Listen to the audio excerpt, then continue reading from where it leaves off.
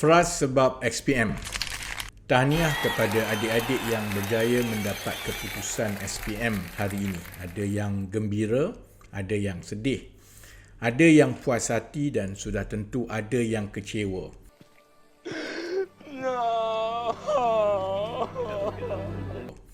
Adik-adik akan merasa sebegini untuk beberapa ketika. Yang gembira tu janganlah gembira lama sangat, dan yang sedih janganlah nangis sampai mata lebam. Sebab SPM ini, walaupun ia satu peperiksaan yang terbesar dalam hidup adik-adik, tetapi tetaplah hanya satu daripada banyak peperiksaan yang adik perlu lalui.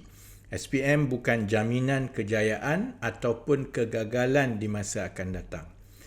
Saya nak kongsi pasal keputusan SPM adik bongsu saya. Ini cerita 90-an, jadi umur dia sekarang pun lebih kurang dengan umur saya lah.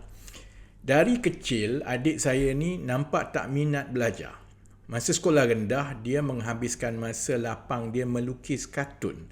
Dia dalam dunia dia sendiri, meniarap atas lantai, melukis kartun siap dengan segala sound effect perang dia. Habis buku-buku sekolah dilukis kartunnya. Masa sekolah menengah pula, pun tak nampak dia minat sangat belajar. Dari minat lukis kartun, dia pula minat binatang. Dia pelihara burung, arnab, ikan, macam-macam. Dan bila saya balik sekolah dari asrama, saya nampak ada saja binatang baru dekat rumah. Mak ayah saya cakap, biarlah dia minat binatang. Saya bimbang jugalah sebab PMR makin dekat dan dia tidak ada minat. Jadi PMR dia sudah tentulah tidaklah seberapa. Masuk pula tingkatan 4, dia bertukar minat memancing. Macam-macam joran dia ada. Pun sama juga, dia tak nampak minat sangat belajar. Cuma selain memancing, dia juga mula ke masjid ketika itu, solat waktu di masjid. Kemudian saya perasan dia mula pakai serban pergi solat waktu ke masjid.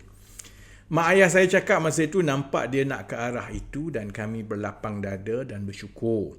Saya ingat mak ayah saya beritahu dia hanya ada tanda-tanda nak belajar beberapa bulan sebelum SPM saja.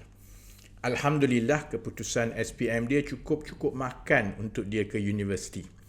Lepas graduate sebagai software engineer dari universiti, dia kekal dalam bidang IT sehingga sekarang dan sekarang ini kerja dengan syarikat antarabangsa dan bertanggungjawab untuk operasi antarabangsa dengan gaji yang selesa. Sepanjang masa dia melukis kartun, dia memelihara binatang ataupun masa dia gila memancing, mak ayah saya sedikit pun tak marah atau tidak bimbang. Mereka rasa rezeki itu di tangan Allah, hanya doa yang mereka boleh iringi asalkan akhlaknya itu baik. Jadi bila orang tanya mengenai keputusan SPM anak masing-masing, saya selalunya tidak ada komen. Kalau cemerlang, saya cakap tahniah. Kalau tak semua A pun bagi saya cukup bagus dan tahniah. Sebab saya dah lihat macam mana SPM itu hanyalah satu batu tanda dalam kehidupan kita yang panjang. Kepada adik-adik, selepas dah habis bergembira ataupun dah habis berduka, jangan lupa untuk mula usaha balik untuk kitaran hidup yang seterusnya selepas ini.